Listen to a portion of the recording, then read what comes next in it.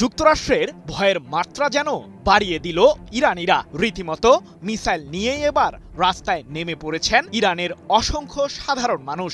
এমন পরিস্থিতিতে এখন কি করবেন মার্কিন প্রেসিডেন্ট ডোনাল্ড ট্রাম্প? কারণ সাম্প্রতিক সময়ে তিনি দাবি করেছিলেন যে ইরানের বেশিরভাগ মিসাইলের ভান্ডার যুক্তরাষ্ট্রের বোমা হামলাতেই ধ্বংস হয়েছে। তাহলে এসব মিসাইল কোথায় পেল ইরানের সামরিক বাহিনী? সম্ভাব্য যুদ্ধের তীব্রতা কি বাড়তে চলেছে? ইরানিরা যে বীরের জাতি সেটা আবারও প্রমাণ করল তারা।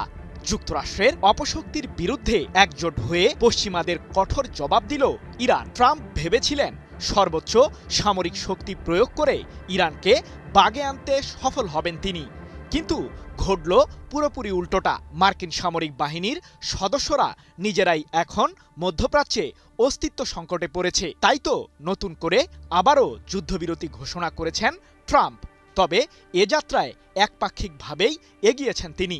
আর ইরান জানিয়েছে হরমুজ প্রণালীতে যুক্তরাষ্ট্রের নৌ অবরোধকে যুদ্ধের একটি পর্যায় হিসেবেই বিবেচনা করছে তেহরান।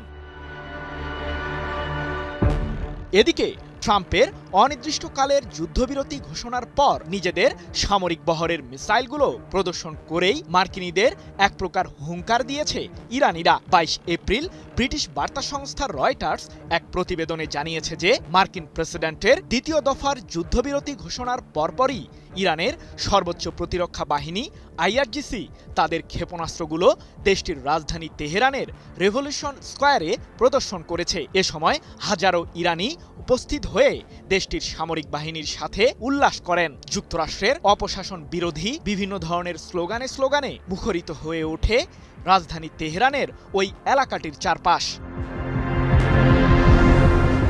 কিন্তু প্রশ্ন হলো, মিছিলে ঠিক কোন মিসাইলগুলো প্রদর্শন করেছে ইরানের সামরিক বাহিনী? ইরানের মিসাইলের শক্তি সম্পর্কে সাম্প্রতিক যুদ্ধে হাড়ে হাড়ে টের পেয়েছেন মার্কিন প্রেসিডেন্ট ট্রাম্প। তবে তার ভয়ের মাত্রা যেন আরও বেড়ে গেল।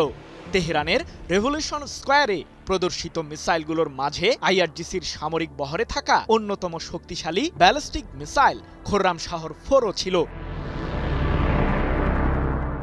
প্রায় ২০০০ কিলোমিটার রেঞ্জের মাঝে শত্রুপক্ষের আস্তানা ধ্বংসে পারদর্শী এই মিসাইলটিতে ১০০০ কেজিরও বেশি ওজনের ওয়ারহেড বহন করা যায়, যা এটিকে ইরানের অভ্যন্তরে তৈরি হওয়া অন্যতম বৃহত্তম ওয়ারহেড বহনকারী ক্ষেপণাস্ত্রে পরিণত করেছে। তাই তো বিশ্লেষকরা বলছেন, যুক্তরাষ্ট্রের বিরুদ্ধে সম্ভাব্য নতুন যুদ্ধে এসব মিসাইল দিয়েই আবারও গর্জে উঠবে ইরান। সৃজন মাহমুদ, নিউজ 24।